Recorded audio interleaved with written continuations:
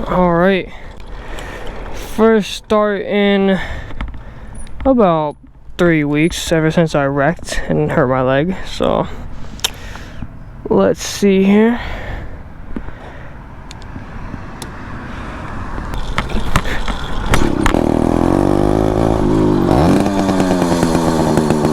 Oh my god, this thing is fucking loud.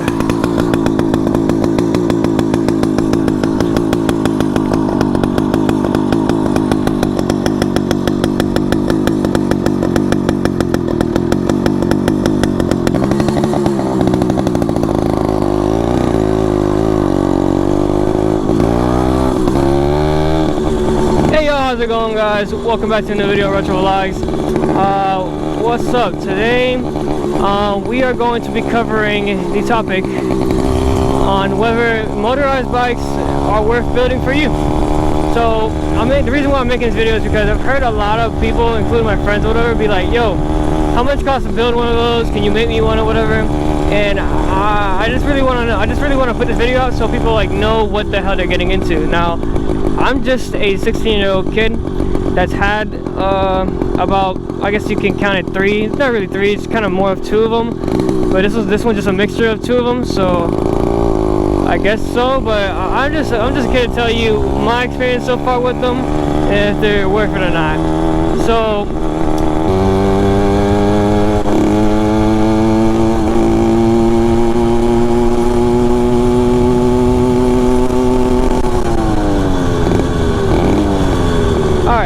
So, the first thing that you would want to know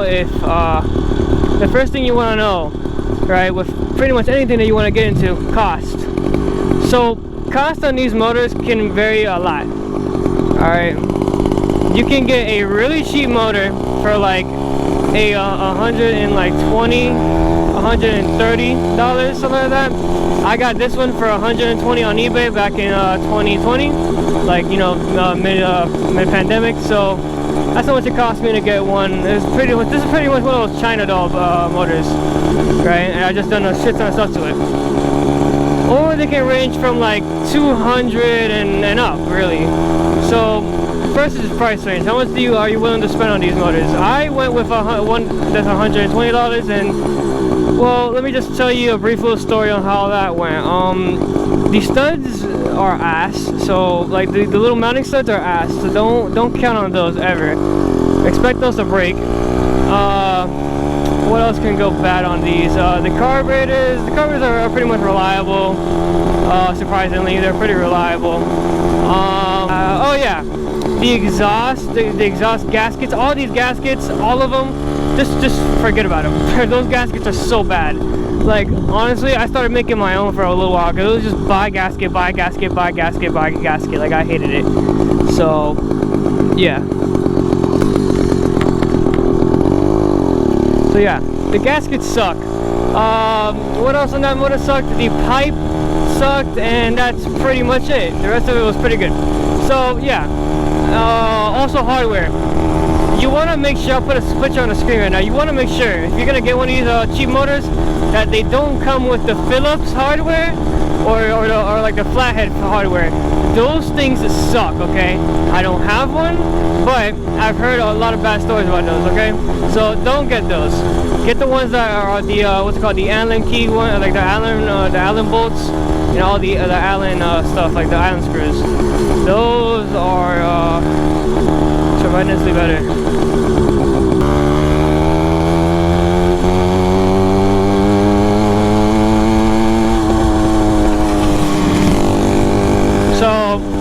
So yeah, whenever you're getting a cheap one, make sure you get your good hardware. To give you perspective, my motor has over a year of use. It's still running strong. Of course, it has mods to it, but when it comes to like the actual, this is the original cylinder. I switched back to it, so I didn't change the cylinder. I went back to the original one. So still original cylinder, crank, piston, and all that. So yeah, that's pretty much my experience with the cheap ones. Now I bought a $160 one Now the thing is, I don't want to really count that because my brother blew it up pretty bad. Like he didn't follow none of the give it 16 to 1 or the oil recommendations or any of the what do you call those? Oh yeah, the engine braking. He did not follow any of those. So that's kind of ultimately why we blew a crank seal, and it's pretty much crazy. So yeah, that's the result of that motor. So yeah, I don't recommend getting a cheap one. Of course, always the more money it is, the more quality you'll get. But if you can find a cheap one like mine, don't hesitate to do it. Now, cheap, yes, they're really cheap. Bicycle, you can find one at Walmart for like $100, something like that. It could be any bicycle. Again, it doesn't have to be something like this. I just made this because, you know, why not? It's just a custom Shwinn OCC chopper, so why not?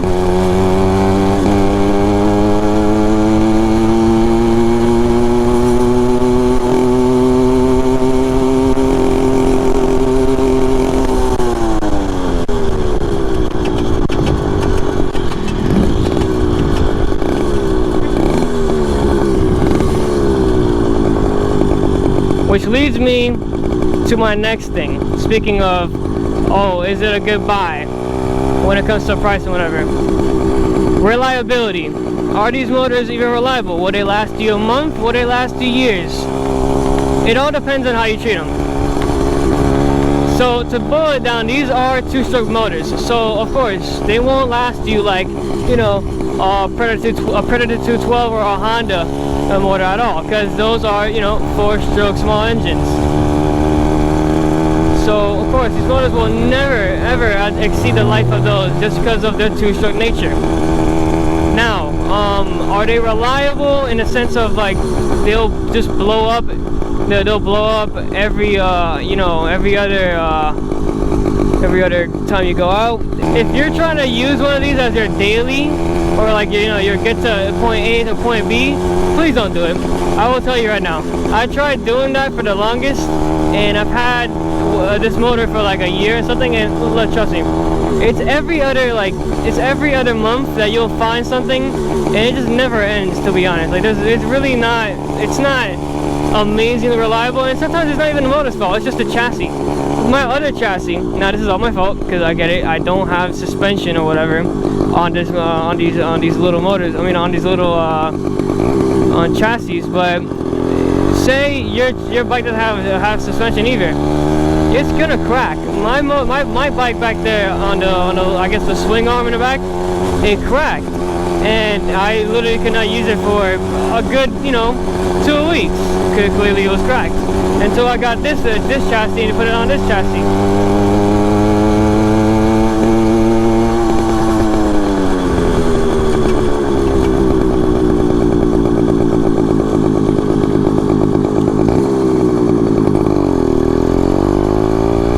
That reminds me,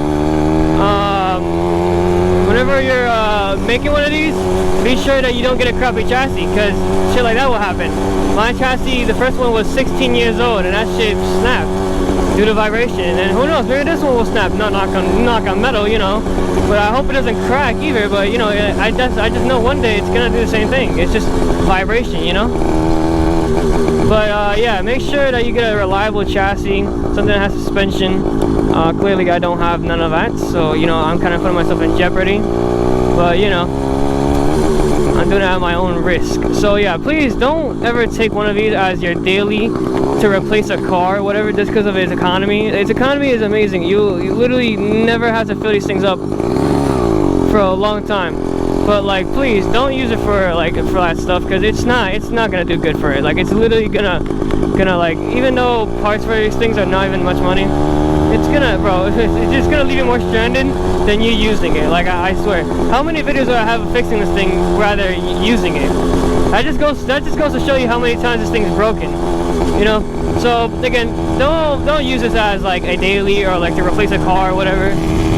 Fix that car and fucking use it. Like, this shit's not good for that. Look at these motorized bikes as more as a hobby. Again, they're literally like $120 a motor, right? And if your chassis is $100 off of Walmart or whatever, dude, your fucking bike is $320 or fucking something dollars, you know, to make it. Now, if you want to sell it, that's a whole different story. But you know, people bro tag their shit a lot. But seriously, these things are not good to be reliable or whatever. That's if you get a really good one. If you get a really good motor, I'm talking 200 something up, bro, and a really good chassis or whatever. I've seen chassis that go for like $600 and whatever, bro. That is stupid, right? Plus the $200 and something motor, you have literally $1,000 or something like that. I would literally rather get a pit bike, which is a pit bike. It's a pit bike with gears, and it has relatively the same power if it's a 4-stroke.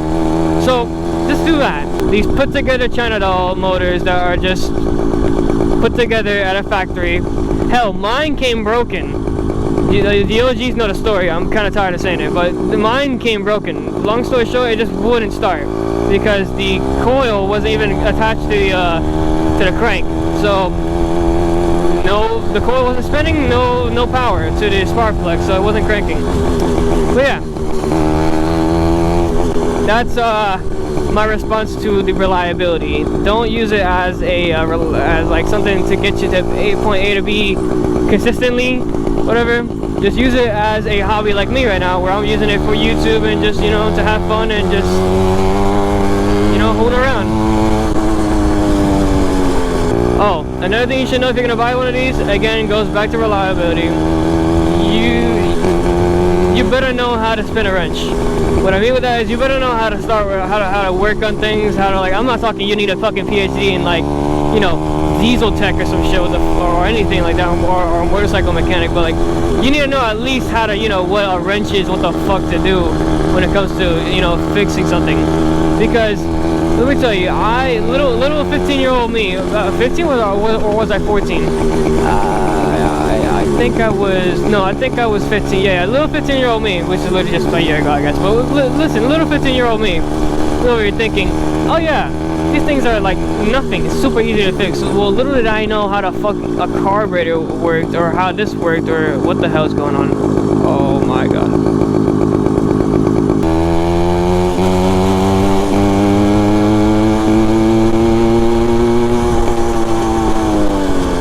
So yeah, like I was saying, little 15-year-old me thought this was the piece of cake and literally nothing, right? I was like, you know, because I see my dad work all his life on vehicles and whatever. It's just nothing. Dude, I literally grabbed the carburetor and took it apart and didn't know how, it's like, I was so lost. So you better know what to do at least, and that's actually a positive, because a lot of things that I know about, like, you know, just general maintenance and mechanics or anything, I learned all from this motor and other bike, and, you know, I'm still learning as we go. So it goes hand in hand, you know. You better know what you're doing, at least know something at least on how to put something together, because you're gonna know how to do it. You're gonna have to know how to do it if you're gonna even put it together in the first place, unless you just get it, you know, made by someone. So long story short, if you don't know anything about mechanics or anything really, like how to spin a wrench, bro, don't get one of these, bro. But if you want to learn, go all power to you, bro. Like I literally did not know jack shit, you know, a year ago. So look at me now. I know quite a bit of stuff. That leads me to my 5th thing. If you are looking into buying these things for like hella speed and you wanna fly, bro, do not get these, bro. Unless you're trying to dump $1,000 into one of these bikes, which I do not recommend, bro, because at the end of the day, if you dump $1,000 into these bikes, bro, you're just gonna get, at the end of the day, a pit bike. You're just gonna get a pit bike at the end of the day with no gear. It's a really slow, down low pit bike that will take off at the top end, but still, it'll have no low end. It'll be very bad. I've seen people have these, 70 mile an hour motorized bike, this that motorized bike, but you have literally like no torque down low, bro. So the reason why I have mine on such a, we gotta wait for this guy.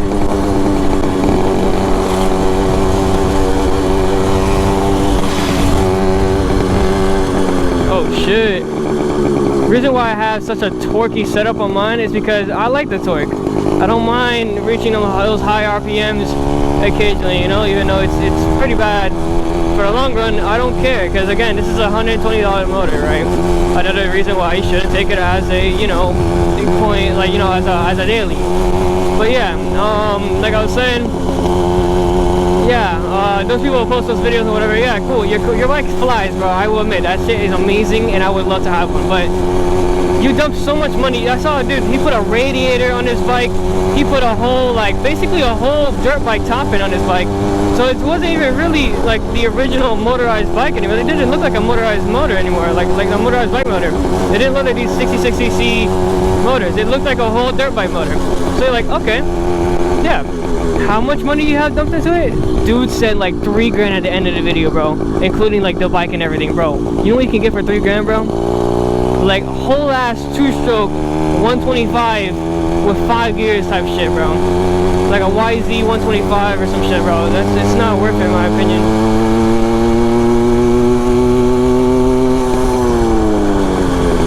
It's not worth it, in my opinion.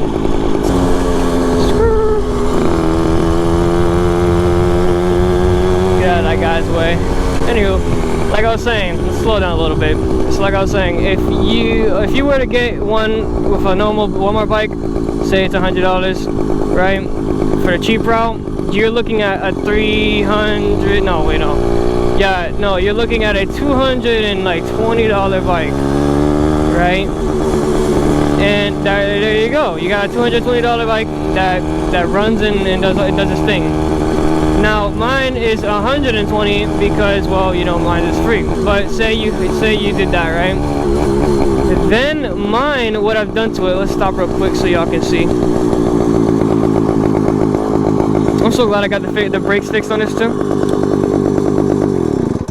Alright, there we go. I don't think we're in a very popular area, are we? No. Okay, cool. So, like I was saying, check it out. This is the bike, if for the new viewers I haven't seen. This is the bike. We got a Shwinn 80cc, oh, wait, no, a Shwinn OCC chopper bike, right? Stingray, paired with a China doll eBay 80cc 2-stroke motorized engine, fucking motorized bike engine, whatever. What I have done to it, I used to have a banana pipe on this thing, took it off because that shit was doing nothing. Dude, I have muscle, whatever the hell, it's like when your muscle twitches after just so much vibration, it hurts. But anyway, we'll get into that in a second, but anyway, so yeah, I got a high compression head, as you guys can see. I have this huge ass intake fucking, it's a goddamn reed valve. I'm thinking of cars. It's a goddamn reed valve with a 24mm OKO carburetor. It's not OKO, but whatever. And apart from that, that is pretty. Oh yeah, and a windowed piston that you have to put on to run this setup. So a windowed piston in there, just a stock piston, just a window in it. And apart from that, you got the reeds, carburetor, windowed piston, high compression head. And I got this pipe. I took the cap off of it. There's rust right there. That's bad. Anyway, I got this pipe. I took the rust. I took the cap off of it, so that's why it's super loud. It doesn't mean it's making any more power. It's just loud. And what else? That's pretty much it for performance, guys. So that's what you got. So I remember the high compression head was $45.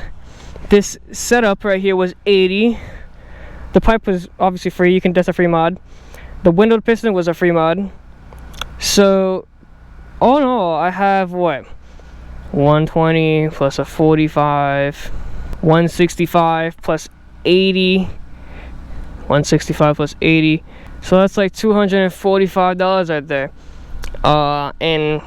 And all together. Now, this chassis right here is not the free one. This is actually one I bought off a dude. You guys, if you guys want to go, so this used to be a bike we used to call the Hoonigan bike or the Black Duck, whatever. Videos right here. But anyway, we got this bike for like $120 also. So $300. So but all in all, it doesn't even reach $500. So to go over the recap real quick, you gotta know how to work on things, or else you're just gonna literally have it broken every other day and not know what to do. That was me at one point, but clearly I had to learn how to work on things. That be prepared that this is not a fast bike. Stock, they're super slow. Stock, they hit probably 24 or 25, and there you go, you're pretty much done. I've gained like 10 mile per hour, I guess, with this on this gearing, by the way. Because if you go swap a 36 on it, you'll hit 40s or whatever, well over 40s. So yeah, expect these not to be really fast. If you want to make them fast, you gotta, again, know how to work on them. Make these contraptions out of them. Put all this stuff on them, right? A positive is they're pretty cheap. Again, as you guys saw, this bike is not even completely, like, to build it completely, it's not $500. So for less than $500, you can have this thing right here. They're really fun to work on. They're really easy to work on. They're pretty fun to use after after you fix them. It's really rewarding. Another con would be that they're slow. Like, they're fun, but they're slow. It's kind of like, if you guys don't know anything about cars, they're kind of like the Subaru FRS thing, or was it the Scion FR? I don't know, whatever the hell. It was the FRS. They're pretty good handling. They're fun cars, but they're slow. Like, in a straight line, they're slow. They're really bad. So again, that is what I have to say about this. I just wanted to make this video because I didn't want, like, I just wanted to make this video for those of you that don't know if owning one is cool. Again, you don't need a plate, you don't need none of this. I forgot to mention that you don't need no plates. This is not a vehicle, really. This is just a bicycle with a motor on it, so it's not really a vehicle. You don't even have to use plates, no license, no nothing. You can just literally, as long as you know how to ride one, you can ride it. Like, it's super cool. So, and it's basically has a little pocket bike motor on it. So again, you can scoot at like 36 miles an hour. So at least mine, with my gearing. But probably the people that saying my bike is slow, dude, I would love to ride yours if it's on the same gearing and the same kind of mods. I really love to see what I'm doing wrong. Maybe it's just the motor's so old. I don't know. Anyway, like I was saying, yeah, that's what I gotta say about this stuff, about this motorized, these motorized bikes.